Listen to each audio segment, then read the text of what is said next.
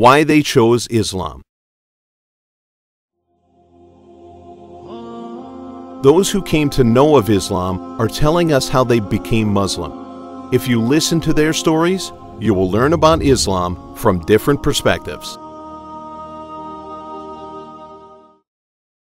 Yeah, so I started reading the Quran. It was an academic exercise more than anything else, because as a journalist covering the Middle East and Asia, it was shocking that I knew so little about a faith which was clearly, you know, a way of life for these people. And that academic exercise gradually turned into a spiritual journey, and, you know, nearly 2-3 years later I converted to Islam. Your first husband was Islamic? The father of my daughter, he was a Sunni Muslim. Yeah. And he would try and talk to me about Islam, and I would just say, talk to the hand, I'm not interested. Thankfully, he was very tolerant, and we're still very good friends. Obviously, we've got, you know, our daughter in common. And I called him and I said, why did you never tell me about this great faith? And he said, you would never listen. And he is now quite amused and bemused that I've embraced Islam. Was it you read it and there was an awakening? Were you looking for this or something like this in your life before? Because you've heard of people who look at your situation and say, you just had Stockholm Syndrome, and this is just an after. George, I was so happy with my life. I worked hard, I drank hard, I played, I went clubbing. Sounds perfect. What's the need here? The last thing that I was looking for was a religion which would turn my life upside down. I was really happy as a party girl. So I wasn't looking for anything. But things started to resonate, and I started to look into it more, especially with regards to the rights of women, and was completely floored by what I was reading. I'm going to tell you tonight about my journey from where I once was as a former Christian youth minister to how I got to where I am now. And we were very religious in the sense that we went to church on Sundays, we went to church Sunday evenings, we went to church Wednesday. And in Christianity, that's considered very religious. And it was not hard for us to go to church, and it was not difficult for my grandmother to drag me to church every Sunday, which as a kid is what they had to do, because the church was 2 houses down from our house. There was 2 houses, and then there was the church. So it was not hard for them to drag me every Sunday. And I hated church as a kid because of the simple reason that, you know, we were brought up United Methodist, and Methodist is, for any of you know, it's very traditional. It's not like you think about like screaming and shouting in church and all that. No, you listen to the preacher, you stand up and you sing, you sit back down, you listen to the preacher, you stand up and sing, you sit back down, listen to the preacher, and that's it. That's all that happens. And the pews, as they call them, the chairs are made out of wood, they're hard, you get tired of sitting there, you're fumbling around, playing with the money that my grandmother gave me to put in the offering plate, all of these things. That's what I remember from church as a very small boy. Let's say you have Matthew chapter 1 from the Bible. There might be 5,000 different variant readings of Matthew chapter 1 in 6 languages. And so he has to be able to take all these and sift through them, try to find out why there's so many variations of the readings, and then determine which one is the original. And that's not as easy a task as it seems. You could figure, you know, which whenever the oldest is probably a more original, which is not the case. Since there are no originals, you might have one parchment that is the oldest parchment of the group, but it might be a copy of a copy of a copy of a copy of a copy of a copy laden with mistakes. And then you might have the newest parchment in the series that might be a once over copy from an original, or a twice over second copy from an original. Therefore, it would make the newer parchment more original than the older one. So it's not a very easy field to go into. And he started studying textual criticism, and being that I was his best friend, I started studying textual criticism. Whenever he was, you know, doing his homework or research papers, you know, I was right there with him. Whenever he did a homework, he would always let me read it. Or when he finished his papers, he would give them to me. He would pass down all of his papers to me.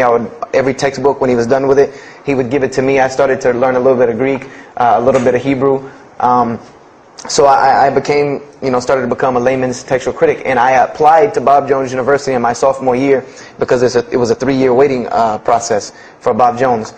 And when I turned 16, almost 17, my friend came to me one day and he asked me a question that I had never really even pondered upon. He asked me, he said, "Have you ever read the Bible?" And I said, no, in church. I mean, yeah, we've all read the Bible in church. Your parents make you open it up and look at it. And at the Bible studies I went to, Young Men for Christ, we did have Bible studies, and we'd read a few passages and talk for 2 hours about those few passages. But he's like, no, have you ever read it? Like you read a book beginning to end. I said, no, I don't know anybody that's read, nobody that I knew had ever read it, beginning Genesis 1:1 to the end. He said, but this is the inerrant Word of God, as we are taught. This is our instructions on earth. Why haven't we read it? Why have we not read this book? And I said, that's a very good question. And he gave me a challenge. Well, it was basically a challenge for us both. He said, let us start with Genesis 1:1 and let's read the Bible and let's see what God says to us. Because this is the inerrant Word of God, inspired to men, for instructions for us. So let us see what God says to us. If God can talk to the preacher through this book, why can't He talk to me? I said, you're right. I said, that's very good. I had a lot of time on my hands. I wasn't really allowed to do much anyway after school. So I said, why not? Let's read the Bible. I was somewhat nerdy as a 14, 15-year-old, 16-year-old. So we started to read the Bible. And we decided to go from Genesis 1:1. And what we tried to do, this was the attempt that we made, was to not think of anything that we'd ever heard about Christianity, but to open the Bible and let's say I just found this book in the desert and read it and see what it says to me. Let it talk to us. So we started Genesis 1:1 and we started reading through the Bible. We did some of it together and most of it I did by myself because I'm a very, very quick reader, so I decided to read a lot on my own. And as I was reading through the Bible, I started to notice the stories that I had heard in Sunday school. You start reading Genesis, you read about Adam and Eve, we all know that story. You started reading about Deuteronomy, Exodus, the stories of Moses, the story of Noah, the story of Lot and Abraham, and all these stories that I know. But I was surprisingly and astonishingly shocked by some of the stories that I read about these same people that I learned about in Sunday school. Just for instance, and this is a big testament to why Allah kept sending us prophets and why Islam was sent as a complete and perfected deen with the Quran. If you read about Noah in the Bible, there is the story about Noah saving humanity from the flood with an ark and all of that. There is this in the Bible. There's another aspect to the story of Noah that not many people know about unless they actually take time to open the Bible. This will not be preached from any pulpit anywhere. Is that the Bible says that Noah was an alcoholic.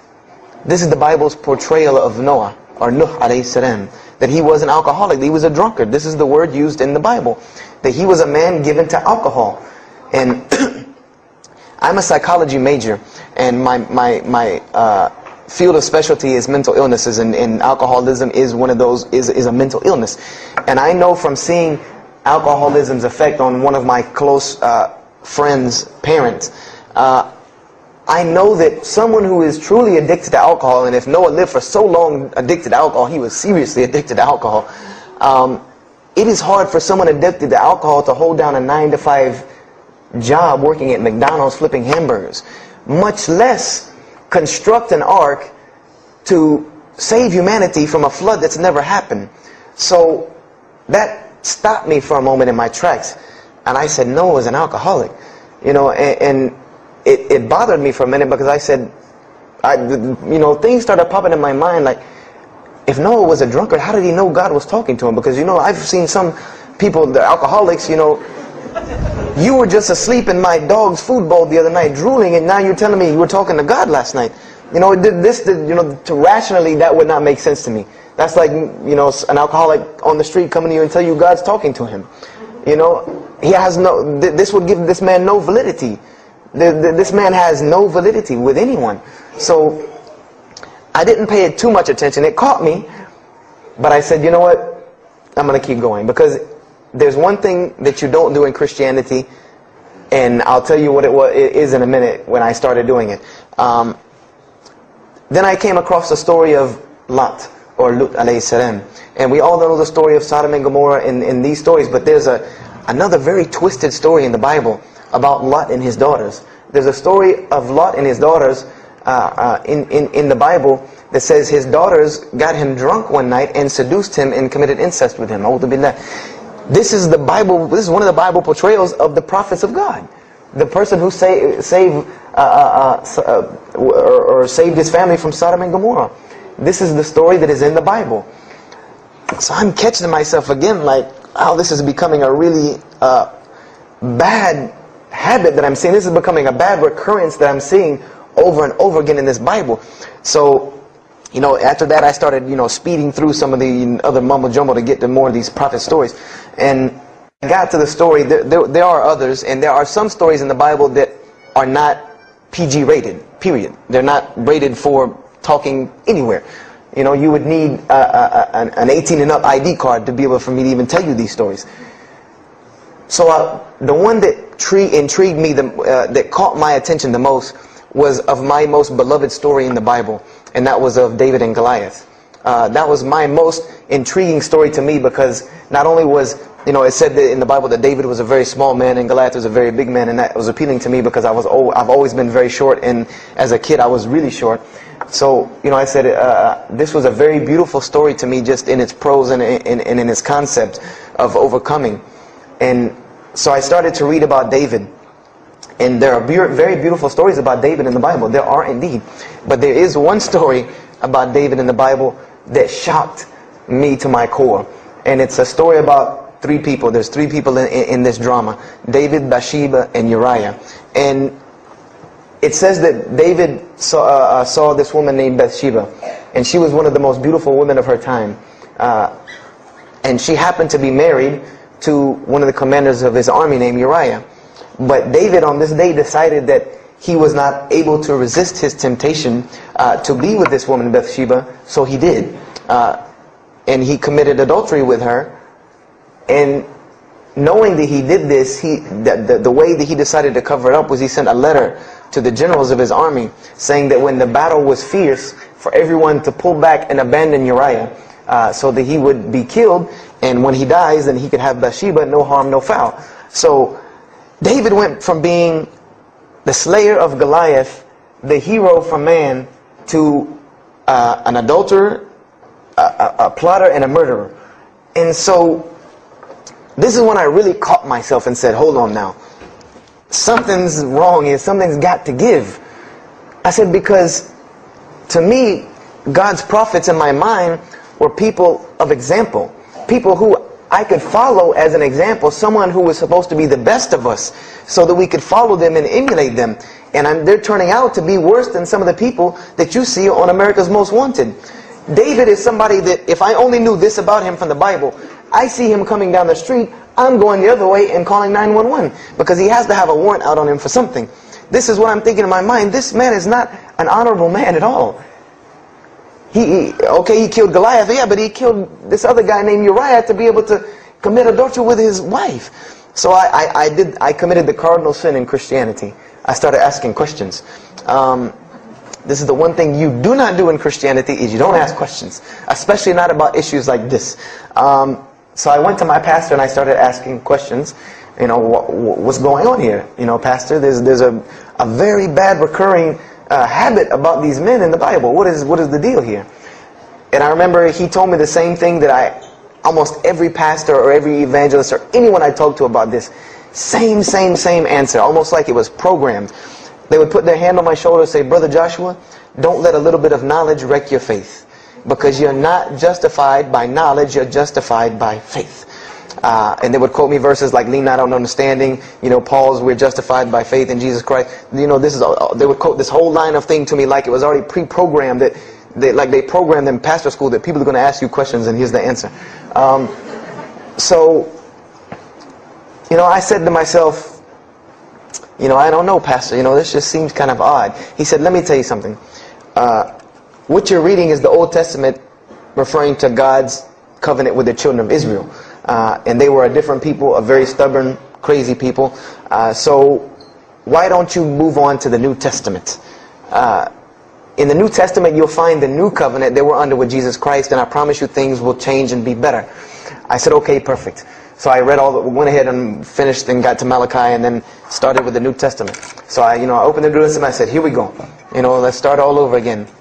But there were a few things that I had learned from the Old Testament that I wanted to keep in mind when I started to read the New Testament.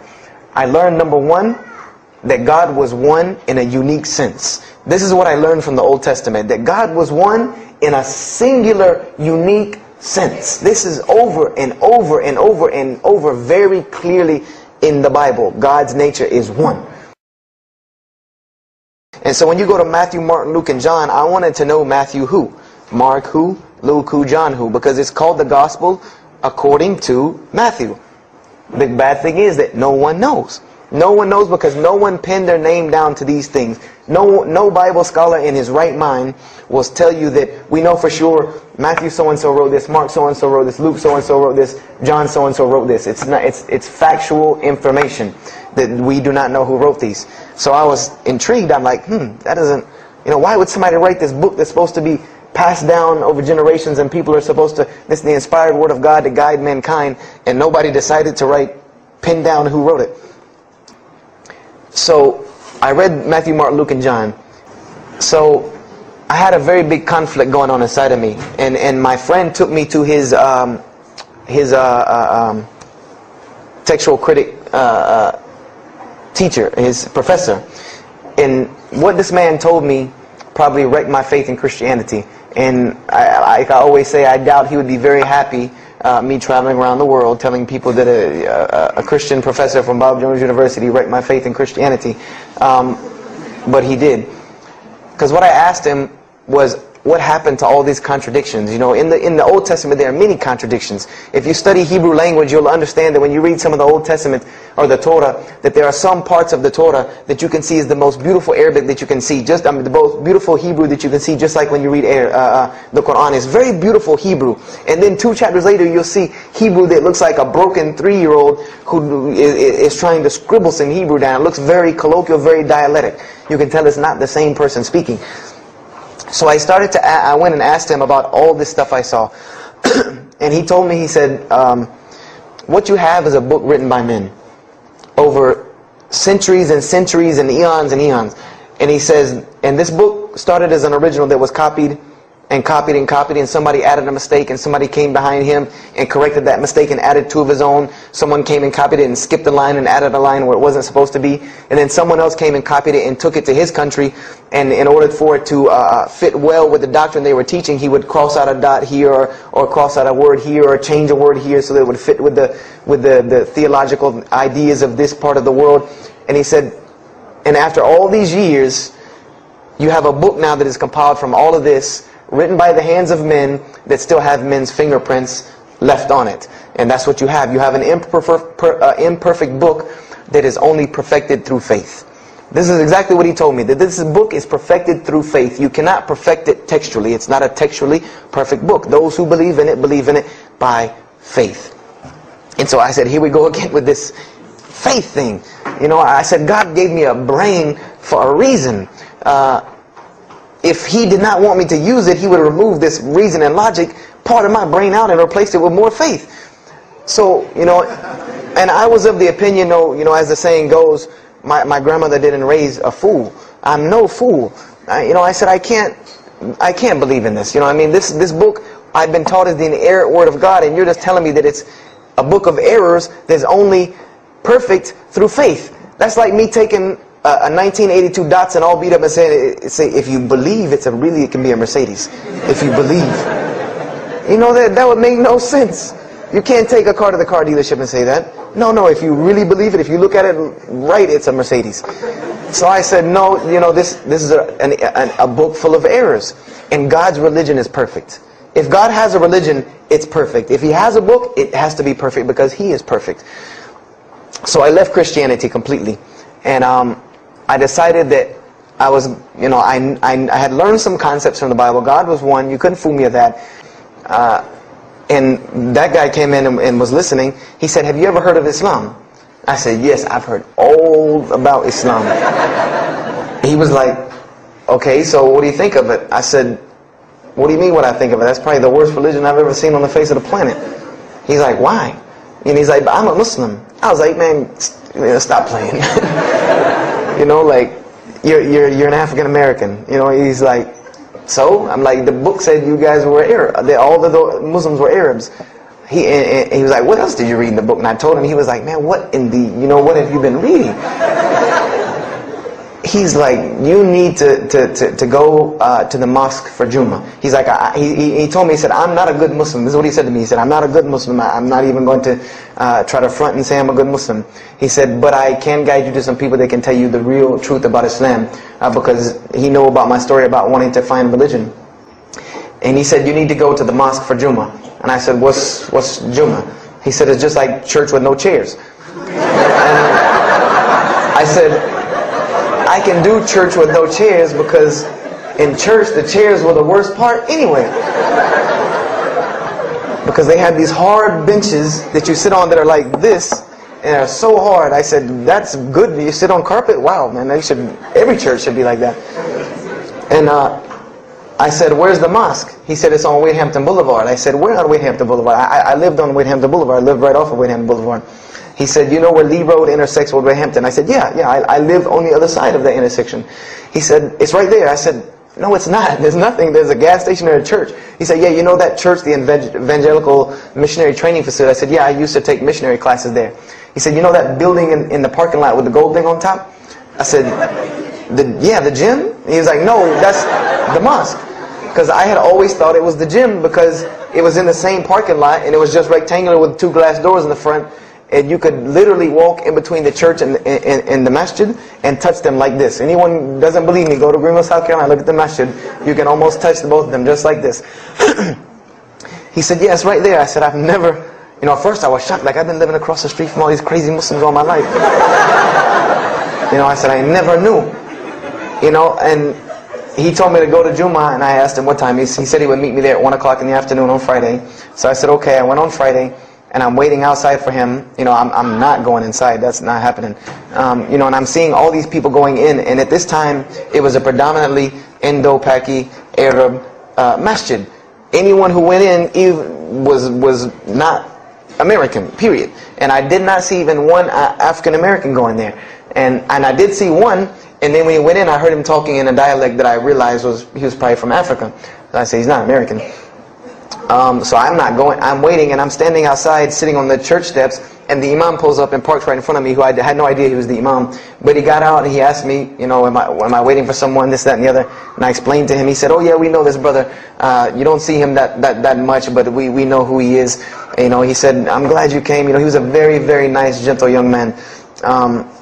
And he invited me into the mosque, and I kind of wanted to wait on my friend, you know, but I didn't want, you know, at the same time I didn't want to tell this man I don't want to go in. So I went in, and they put me in the back and gave me a chair anyway. And I said, I came to sit on the floor. And they gave me a chair anyway, you know, and all of these people are piled up in front of me. And there's no Americans here. And I'm starting to wonder, you know, if this is a setup, because it's starting to smell like a setup to me. Because in my mind, I'm like, you've been set up before, and this seems kind of like this. So, and I'm starting to think in my head, you know, scenarios, you know, a young mind at play. You know, I said, this other guy, my friend, he probably was in the same situation like me, and he probably made a deal with them to get out, as long as he brought other Americans and tricked them into coming to the mosque so they could do their jihad after Jummah and get their 70 virgins. So I'm sitting here, and there's all these people in front of me, and then there's a curtain with all these people behind me making noise, and I have no idea who's back here. So I'm stuck in the middle of this. I hear that it's some women, but I don't, you know, there's a curtain. I have no idea. So I'm like, there's something very odd about what's going on right here. I'm like, just let me make it. I'm starting to look for the exit. I'm like, you know, calculating how many people are between me and the exit. You know, I know some martial arts, so I said I'm going to hit a couple of them, and I'm out. And then the imam came, and I just now realized that he was the imam because he got up on the minbar, you know, and they started to call the adhan. And, you know, I said, okay, that man seemed nice. He seemed genuinely nice. So I felt a little more comfort. And then he got up, after the adhan, and he started his khutbah. Inna alhamdulillah nahmaruhu wa I said, oh my God. I said, I bet you he's talking about me. You know, and he's being forceful. You know, he was getting loud and banging on the minbar, and he's pointing in my direction. You know, I'm like, oh man, I gotta get out of here really quick, you know. I said, well, I'm gonna take my chances with the women behind me. I'm going through the curtain. And then he started to, when he got done with his Arabic tirade, he started to explain it. You know, that verily all praise belongs to Allah alone, God alone. In Him do we worship, in Him do we seek help and assistance. We seek refuge with Him from the evil that lies. You know, he explained what he said in Arabic, and it sounded to me so beautiful. It was very, very beautifully prosed, what he said, and I wanted to know where he got that. You know, I said, where did he get that? You know, because it was only about God and about the nature of ourselves. All of us should know that beginning of the khutbah, and he quoted the 3 verses from the Quran. O you who believe, fear God as He should be feared and do not die. And instead of a state of submission to Islam, he was a very wise man, because he translated everything. It was almost as if he knew I was there and translated everything for me. You know, I remember to this day what the khutbah was about. And I don't know if he did it because I was there, or if that was his already planned khutbah, but it's almost as if it was meant for me. The khutbah was that, the title of it was that the forgiveness of Allah is open to anyone at any time, at any place, no matter what, unless they have committed shirk. And the prose of the khutbah was a very long hadith. A very long hadith that some of you will know. And just to make it short, it was the hadith where the Rasulullah ﷺ met Angel Gabriel or Angel Jibreel, and Angel Jibreel was telling them to tell him that if the Muslims commit this certain sin, to tell them that Allah would forgive them. And every time he would tell the Muslims, they would say, okay, well then what about this sin? And he would go back and meet with Angel Jibreel, and he would go back and come back and say, tell them that Allah will forgive him for that. And this discourse happened, you know, for many different sins. And then finally Angel Jibreel alayhi salam said, tell them that Allah has said, no matter what they do, even if their sins are compiled, you know, like the oceans are from the east to the west, as long as they have not associated a partner with Allah, tell them that Allah will forgive them. And I remember he told me that, or he said that, you know, that the door of repentance to God is open as long as you have not seen the angel of death or the sun hasn't risen from the west. I didn't really understand the sun risen from the west thing at that time. But, and he said that, you know, God's forgiveness has to come from God alone. And this was the whole premise of his khutbah, was on forgiveness and tawbah. And I was saying to myself, these are all of the same concepts that I had formulated through reading the religious scriptures myself. And I'm asking myself, where did he get this stuff from? You know, where did he get all this? And he started using names like, he used the name Ibrahim alayhi salam, he used the name Musa, and I'm like, he translated it to Abraham and Moses. I'm like, where did he, you know, where is he getting these? These are names from the Bible, I know these people. And so after this, the khutbah, they started lining up for the prayer. And I got apprehensive because everybody's getting up in front of me and blocking my exit from the door. And so I guess one guy in the back saw me, and because I had to move back a little bit, he said, we're about to pray. And I said, pray to who? And he said, to God. I said, which one? And he said, the one that created the heavens and earth. You know, the same one that's in the Bible, you know, the only creator of the heavens and earth, the only God. I said, yes, I know him. And so the Imam started to pray, and when he recited the Quran, I know it sounded very intriguing. I had no idea what it was. But then when I saw Muslims bow and prostrate on the floor, verses and verses of every religious book that I had ever read started ringing off in my head, that this was the way men of God prayed. And the first thing that I could think of in my mind was, this is worship. That's what I said to myself. This is not prayer, because prayers are asking God for something. These people are worshiping God. So I said to myself that you've written this religion off way too easily. I thought I was a much more open-minded person than that, and I was ashamed of myself that I had written it off with just one little book. You know, I had put all this studies into the other religions. I read this one thing about Islam and was done. So I went to the Imam after Jummah. You know, he talked to me, and I would have to say that I was probably a little bit rude with him. And I've asked him to forgive me. You know, I saw him a few years later. I said, you got to forgive me for the first time you saw me, because he started telling me, you know, would you like to know a little bit more about, he had a very heavy accent, he was an Egyptian brother. Would you like to know a little bit more about Islam? He tried to give me some pamphlets. I said, no. I don't want any of this right here. I said, do you have a book?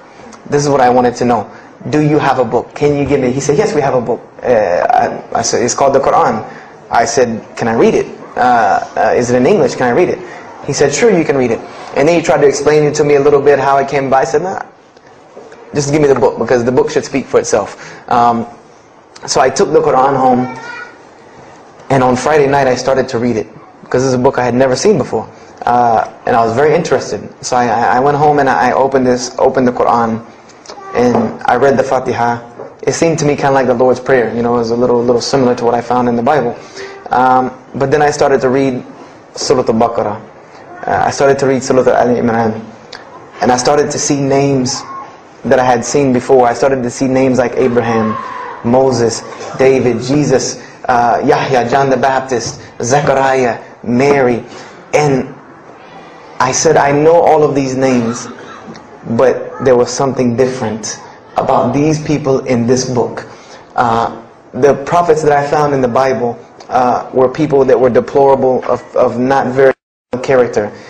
These same men in the Quran were someone who were at the highest echelon of moral character and moral fiber. They were someone that was an example to be followed because they lived the message that they preached. Therefore, they were able to be followed and emulated. So I read all of these chapters, and I read the story of Jesus, peace be upon him, because when I saw the name Jesus first, that really intrigued me. I wanted to see, what does this book have to say about Jesus? And I read the story in Ali Imran, and I read the story in Surah Al-Maryam, and it was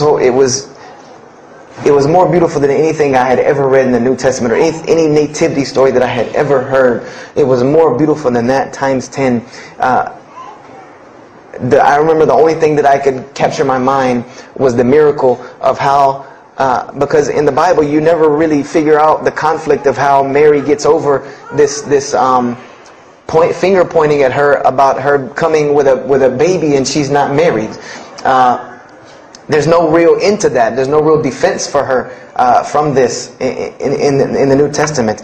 But the Quran is so explicit and so clear that Jesus' first miracle was to speak from the womb, to speak as a baby and defend the honor of his mother. Something that you cannot deny, something that you cannot deny about her, who Mary was, when you have this baby speaking on her behalf. So I would say I read the Quran entirely in 3 days. But that first night, after I had made it through Surah Al-Imran, my heart was already given to this book. I didn't know what it meant to be a Muslim. I didn't know how to be a Muslim. I didn't even know what that meant. But I knew that whoever it was that followed this book, I wanted to be like these people. I wanted to be like the people that I read about in this book. These were people I could follow. These were prophets. This was a book of guidance. And this was something that the book is calling and appealing to me. That if you don't believe in this book, you never see that. I've never seen this in any other scripture. The direct challenges that are in the Quran, that if you don't believe this book is true, put it to the test. Put it to the test. And this was something that was so astounding to me, that God is telling you over and over again, if you don't believe this is the truth, test it. Bring me something else like it. Test it. Put it to test. If it was written, if there was more than, all of the analogies about God, everything was so logical, so rational, so reasonable in my mind, that it was like 2 + 2 = 4, and that was it. There was no 1 + 1 + 1 = 3, egg, yolk, water, fight. There was none of that foolishness. The Quran was very direct and very straightforward in its teachings. So I gave my heart to Islam that night in my living room, reading the Quran, and I cried and cried, that I had been looking for the truth all this time, had searched all this way, and it was right across the street from my house. And so I went back on Monday to accept Islam and ask these Muslims where in the world they've been all this time. And I go ready to go in there and do my thing, and I go and the masjid is locked. And because they only came on Fridays and for Isha during that time, and I didn't know. So I said, okay, I guess I have to come back on Friday, because every time I passed by the masjid after that, it was always locked. So I came back on Friday, and I took my shahada, and as they say, the rest is history.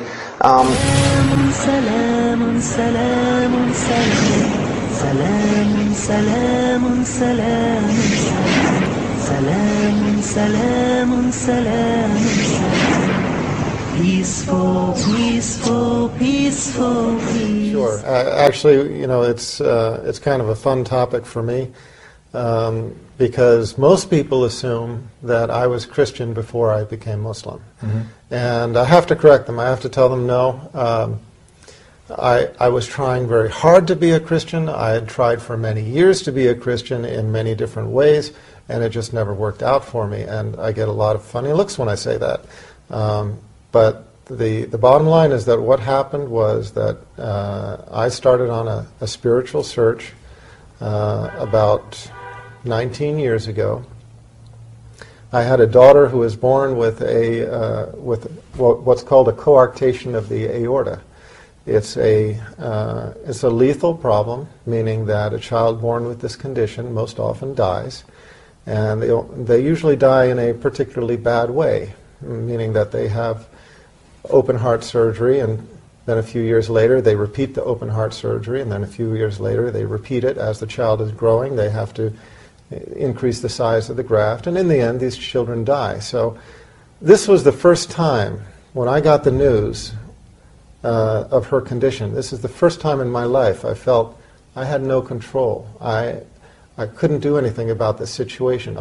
Every time before in my life, when there was a problem, I dealt with it on my own. If I needed more money, I worked harder. If this needed fixing, I found somebody or I fixed it myself, etc., etc. And everybody knows what I'm talking about. When this baby was born, her name was Hannah, she went straight to the intensive care unit. Her body from here down was almost the color of my suit, closer to the color of your suit, just kind of a dusky gunmetal blue, because her body was not getting oxygen. Her body was literally starving in front of our eyes. Oxygen starved in front of our eyes, and that part of her body was literally dying. And when I saw that, like I said, it was the first time in my life that I needed to turn to some greater power. I was atheist up until then. I had been raised in a family that was basically Quaker, one of the Protestant sects, but not practicing. And I myself had never taken on any religion. So I had to leave the intensive care unit because they brought in a team of doctors, a team of specialists in the field. And while they were doing their thing, I just went to the prayer room. And for the first time in my life, I really prayed. And I prayed kind of the typical atheist prayer. There's a prayer called the prayer of the skeptic. The prayer of the skeptic goes like this: "Oh God, if there is a God, save my soul, if I have a soul." Yeah. Okay, that's the prayer of the skeptic. And most atheists, when they pray in this way. They say, "Oh God, if you are there," you know, because they're not quite sure. And that's basically what I prayed. I just said, "Oh God, if you're there, I don't know if you're there or not, but if you are, I need help." And I made a promise to my Creator on that day. I promised that if He would save the life of my child and then guide me to the religion that was most pleasing to Him, that I would follow. And that was the simple promise. And I was only away for maybe about 15 or 20 minutes, but when I went back into the intensive care unit, my daughter was on the other side of the intensive care unit. When I entered the door and looked across the room, the doctors raised their faces from my daughter, and I could see right away something had changed.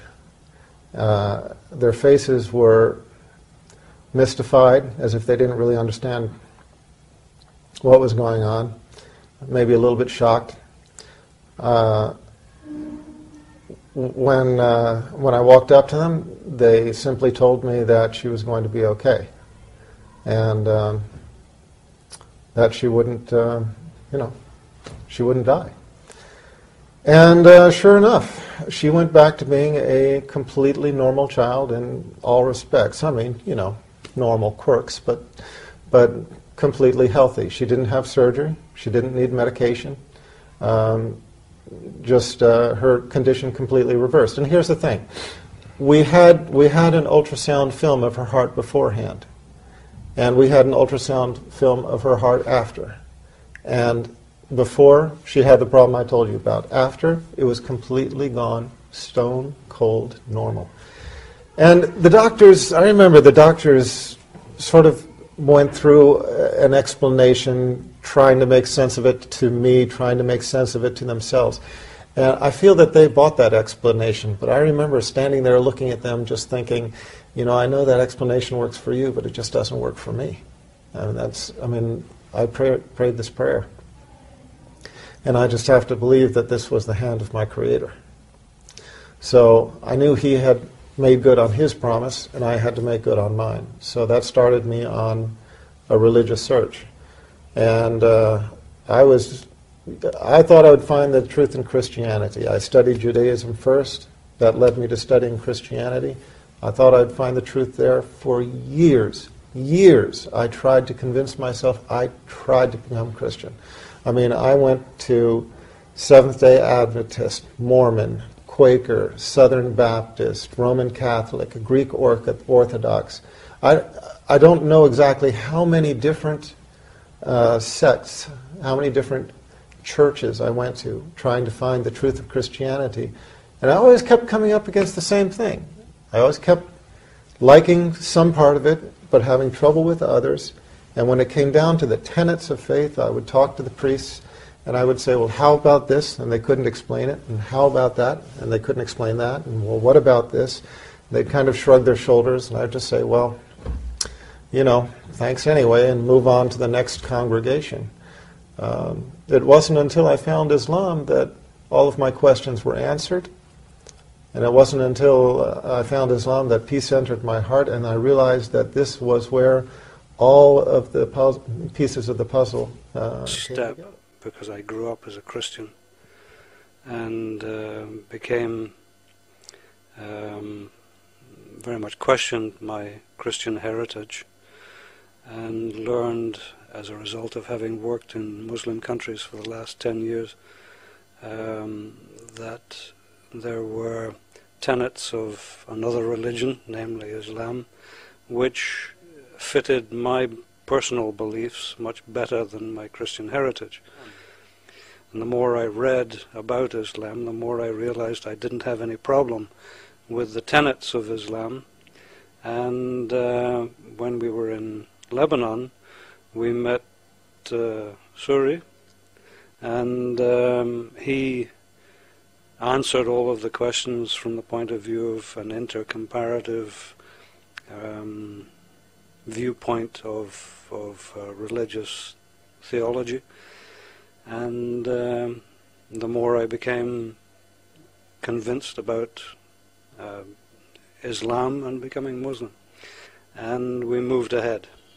So at that point I became Muslim, and I'm very pleased that I've finally taken the step. Now I have this belief, and I love my belief, so I have to respect it and follow the rules. The rules are not easy to follow. Angela is Muslim. She has been for almost 5 years. Raised Catholic, she learned about Islam after meeting Muslims while traveling overseas. She converted just 2 months after September 11th, a time when the war on terror was almost synonymous with a war on radical Islam. I saw a very dark persona of Muslims in general to Americans, and I realized it was so far removed from my actual experience abroad that people had to know this is not who they are. This is not how they are. There are an estimated 1.3 billion Muslims worldwide, and most are not Arabs. Here in the United States, while the Muslim contingent numbers an estimated 7 to 8 million, it's growing rapidly. 20,000 new converts each year, 4 times as many women. Julia Roach converted to Islam after being introduced to the religion by her husband, Chris. They weren't married at the time. He is also an American. When I found out he was Muslim, I told him, I believe, right away, I will never become a Muslim. I will never cover my head. I will never be this person. So don't ever ask me to be that person. And he never did. But she did have lively discussions with him about religion. She was raised a Christian and said she converted after she was able to see past the stereotypes and learned about the values of Islam. The concept of freedom and liberty of each individual person and the rights of each person, and that's all wrapped up in the theological teachings of Islam as well. Yes, I'm an American. I'm very outspoken. I'm pretty assertive and very happy person. And it's not the typical stereotype that people see with a Muslim woman. We're going to read Green Eggs and Lamb. 5 years after converting to Islam, Angela Collins is now the director of an Islamic school. بسم الله الرحمن الرحيم الحمد لله رب العالمين والصلاة والسلام على سيد المرسلين وعلى آله وصحبه أجمعين. Today, while I was wandering in the Isle of Wight, a person told me about there was a masjid and a mosque in this place which is called Newport. And alhamdulillah, I managed to get to the masjid and I met some of the brothers. One of the brothers that's really captured my attention, and I would like you to meet this brother. He is called Brother Abdul Malik. You could see, mashallah, from the way that he looks, he's a white person, blonde person, mashallah. But there is something very sort of fascinating about the brother, and he didn't mind me recording him, that he comes from a background which I would like Abdul Malik to talk about. So, go ahead, Abdul Malik, please. Assalamu alaikum wa rahmatullahi wa barakatuh. أنا اسمي عبد الملك جمال خنيف. I came to Islam, inshallah, 24 years ago. Before this, I was a heavy metal punk musician, tattooed, and I was pierced, and way before all the people were doing this thing. Now it is commonplace. Then, 20 odd years ago, it was unusual and it was very uncommon. You can see by the holes in my ears. They are not from fighting in Afghanistan, astaghfirullah. Unfortunately, they are from my own stupidity. But we did these things, and we live with the consequences. These things are, everybody says, this is the meaning of life. I've always thought there was a God, and I always asked where he was. I looked at every ism. I had a good university education, but I argued against everything. And at the end of the day, I looked at Christianity, and they were saying about Allah subhanahu wa ta'ala has a son, and I could not accept this. But if Allah needed a son, that would mean he has a weakness. He is in need of an heir. If you have a son, you're going to die, he takes over. Why do you need this if he's all sustaining and all powerful? So this did not make sense. I looked at the Hinduism, and they worshipping the statues. And I said to one, if I break your statue, will your statue come and hurt me? I didn't even know about Islam. And he said, you know, it would be a terrible thing. So if I throw your statue on the floor, it will kill me. I thought this is ridiculous. It is a nonsense. I looked at Jewish religion. I thought, well, I can't be this, because this is not just a religion, it's a race as well. And I'm not of that race. So how can I join something I'm not a part of the club? It didn't make sense either. I thought God created everything, not just one people.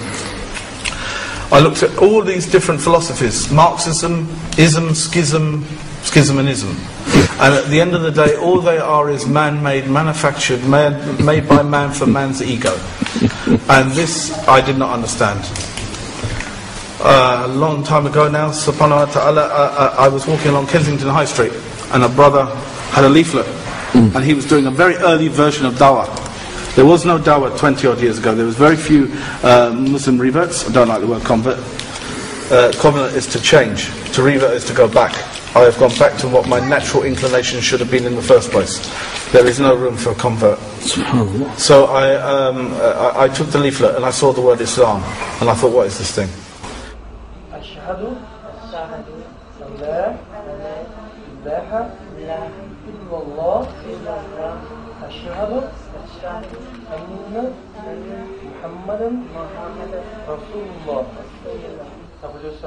كلمتان حبيبتان إلى الرحمن خفيفتان على اللسان ثقيلتان في الميزان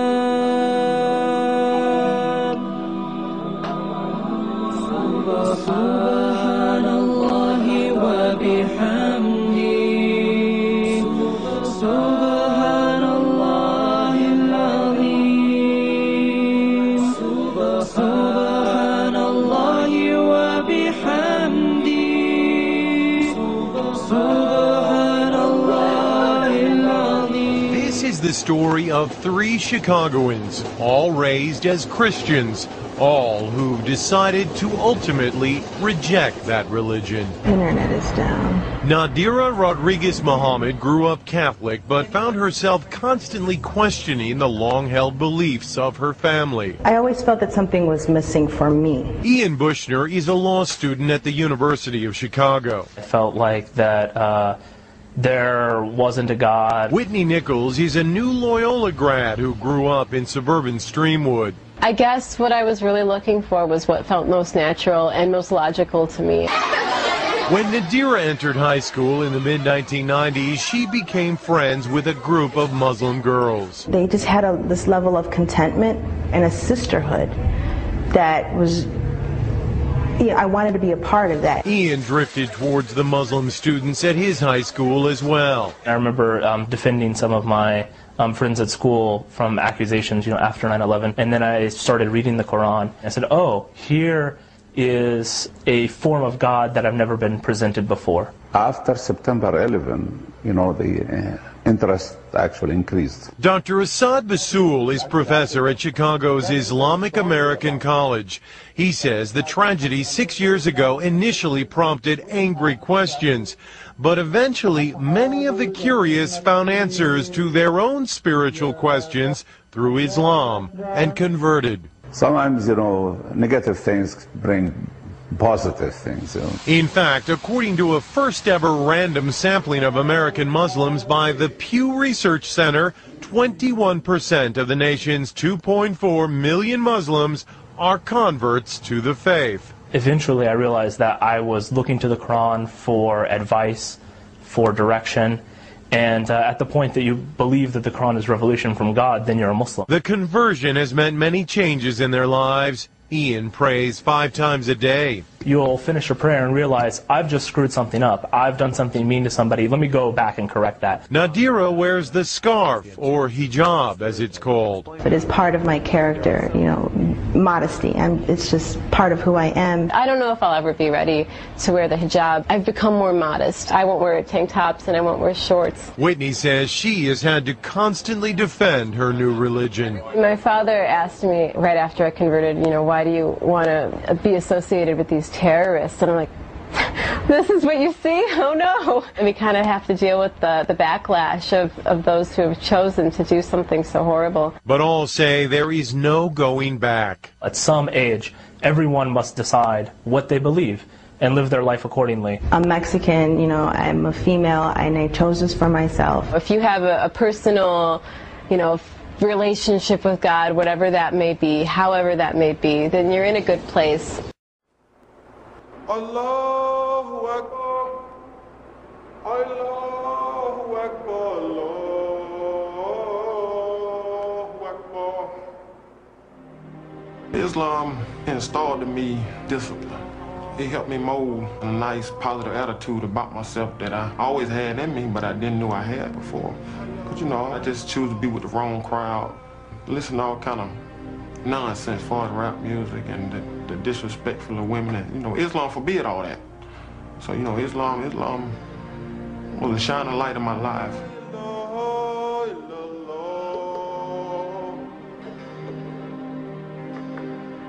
African Americans are the largest ethnic group of Muslims in the U.S. Among young black men in prison, Islam is one of the fastest growing religions. We greet and welcome you with the greeting of peace in the Quran in the Arabic language. Assalamu alaikum. Many African Americans are attracted to Islam in prison because of its ideals. The ideals of self-discipline, of ritual prayer, of community. Peace lovers, peacemakers. We in Islam call it a reversion. That is going back to our natural state under the laws of God. And what it means to them is that they can learn to be a part of a different culture. I'm not just a colored person. I'm not just an inferior person in the socioeconomic stratification categories of the United States. I belong to a culture that goes back to Abraham himself. Conversion in prison, whatever one's faith, can be a profound experience. In the case of Islam, with one sentence in Arabic, you transition into the religion. once you become Muslim, you are born again. Once you say, I bear witness that there's no God but Allah and Muhammad is his messenger, with knowledge and understanding, we believe that everything you did before that moment has been wiped away and you're a new person. And when that happens, you see people acting differently and you see some pretty wonderful things happen. I was rebellious. I was headed for self-destruction. I was an angry person because of my situation, my status. So when I started taking steps forward, I was more at peace with myself. That's what I was searching. That's what I've been searching for most of this time, is peace.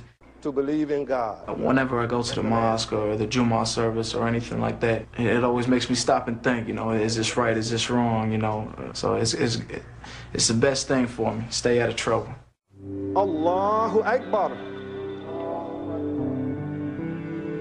In Islam, we're required to pray 5 times a day. That requirement is that prayer should take place in congregation. So that whole ritual in and of itself teaches community. It teaches sameness, equality. We're all equal before our Lord, the rich and the poor, the haves and the have-nots. When you stand in that line, there are no distinctions. Allahu Akbar.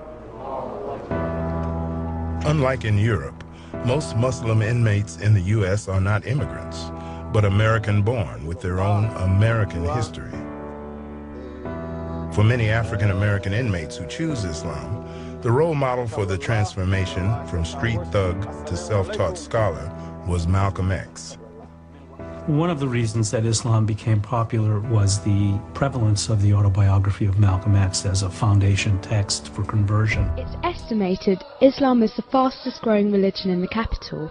Meet Shireen, Iman, and Tim, 3 young Londoners who converted, or as they say, reverted to become a Muslim. It is difficult. I think every revert goes through a sort of phase of an identity crisis, wondering whether they can be white and Muslim. But Islam is for all races, and when you come into the Muslim community you realise that. As I'm not wearing hijab yet, I haven't experienced any negative attitudes as of yet. I expect that when I do wear hijab there may be some, but it's been my decision and I'm happy with it. Recently there's been a lot of new groups and online support for reverts and converts, and things like Facebook have really helped, and I was really amazed. Even every day when I get friend requests from people, I can't believe how many reverts there are out there that I've not seen all this time. It would have been really brilliant if at the start of me reading into Islam I'd met these people before.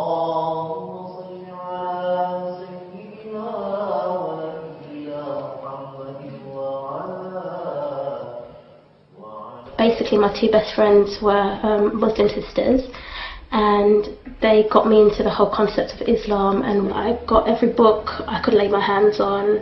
I got the Quran on CD at the time. I thought it was going to be a lot quicker. I converted 2 weeks ago. Just literally one day, a light bulb went off in my head. This is what I want. This is what I believe. My family don't know that I've reverted yet because it's only been 2 weeks and they don't actually live in England. My mum being a Christian, she may be a bit upset that I have decided to relinquish that faith and go to Islam. But I'm assuming hopefully she'll get over it and she'll understand why I've done it, and that I haven't done it to hurt her. I've done it because it's what I truly believe.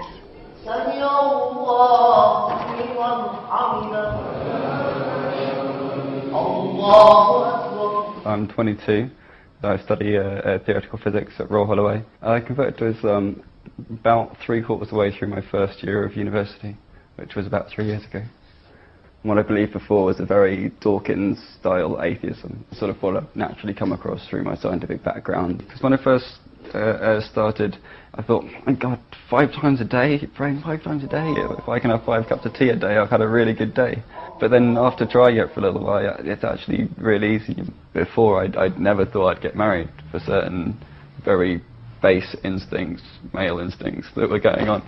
And you know, now after seeing in my new sort of light as a Muslim, I call it being enlightened now, I started to really you know, believe that I wanted to get married, and I absolutely do, and I have got married. I have a fantastic wife, and we're living happily ever after at the moment. For me, I think I've got just as much freedom, it's just in a much better box.